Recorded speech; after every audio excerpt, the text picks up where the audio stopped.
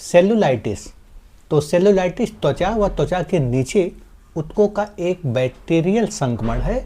यह त्वचा की गहरी परतों में फैलता है। इसके जो मुख्य कारण है तो बैक्टीरिया, जिसकी वजह से समस्या का जन्म होता है, तो स्ट्रेप्टोकोकस, और दूसरा है स्टेफिलोकोकस ऑरियस, जिसकी वजह से इस समस्या का जन्म होता है।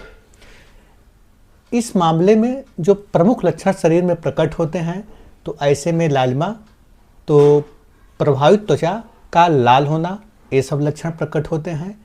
गर्माहट, तो त्वचा सामान्य से अधिक गर्म लगना यानी जलन होना, ऐसी समस्या का जन्म हो जाता है।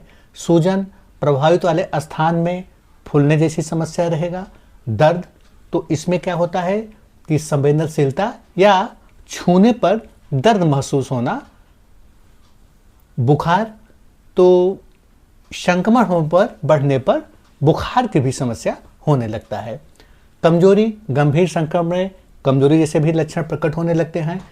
पस फफोले, कुछ मामलों में ऐसे भी लक्षण शरीर में प्रकट हो जाते हैं।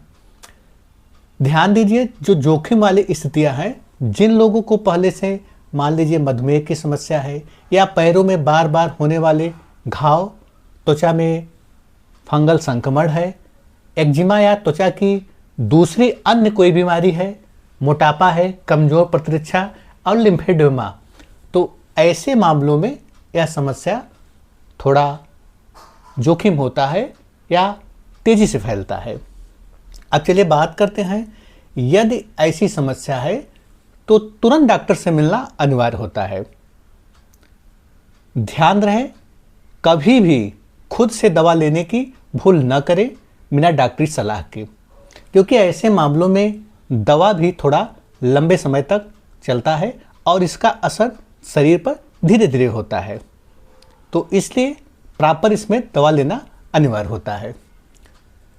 अब चलिए बात करते हैं, ऐसे मामलों में लक्षण के हिसाब से डॉक्टर तय करते हैं कि कौन सा टेस्ट होना जरूरी है। तो ऐसे में सीबीसी हो सकता है, सीआरपी या ईएसआर।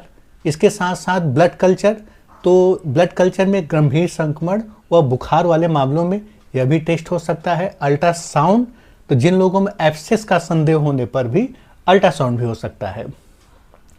और अन्य इमेजिंग भी हो सकता है, यदि गहरे संक्रमण का संदेह हो तब तो यह भी टेस्ट हो सकता है। उसके बाद डॉक्टर तय करते हैं कि कौन सा दवा कितने समय तक चलना है, तो उसी आधार पर इसका ट्रीटमेंट होता है। अब चलिए बात करते हैं बचाव के संबंध में। यदि छोटे कट व घाव को बराबर साफ रखें, इस बात का जरूर ध्यान दें। घाव का उचित ड्रेसिंग होना जरूरी है। पैरों में फंगल संक्रमण हो तो उपचार कराएं। इसके साथ साथ त्वचा को अत्यधिक सूखने से बचाएं। मधुमेह हो तो ब्लड शुगर नियंत्रण में रखें, तो ये सब बेहद जरूरी है। इसके साथ साथ यदि दवा चल रहा है तो उसके बाद भी अपना आहार बेहतर रखें। तो ऐसे में आप अपने डाइट में हरी सब्जियां, दालें, जैसे मूंग का दाल लेना बेहतर होता है, इसे भी आप ज़रूर शामिल करिए। अरहर का दाल शामिल करिए। इसके साथ साथ दलिया, इसे आप शामिल करिए। भीगा हुआ मूंग या चना, इसे भी आप अपने डाइट में शामिल कर सकते हैं। चावल, रोटी, दूध, दही, तो जितने भी प्रोटीन युक्त भोजन है तो उसे भी आप अपने डाइट में शामिल कर सकते हैं। और इसके साथ साथ जो लोग मांस लेना पसंद करते हैं यानी मीट लेना पसंद करते हैं, तो वे लोग उबला हुआ अंडा, चिकन, उबली हुई मछली और मटन, तो यह सब शामिल कर सकते हैं। लेकिन ध्यान रहे बहुत ज़्यादा चिकना व मसालेदार ना हो। इसके साथ साथ परहेज भी बेहद इम्पॉर्टेंट है। तो बहुत ज़्यादा खट्टा का सेवन, मीठा पेय, चिकना,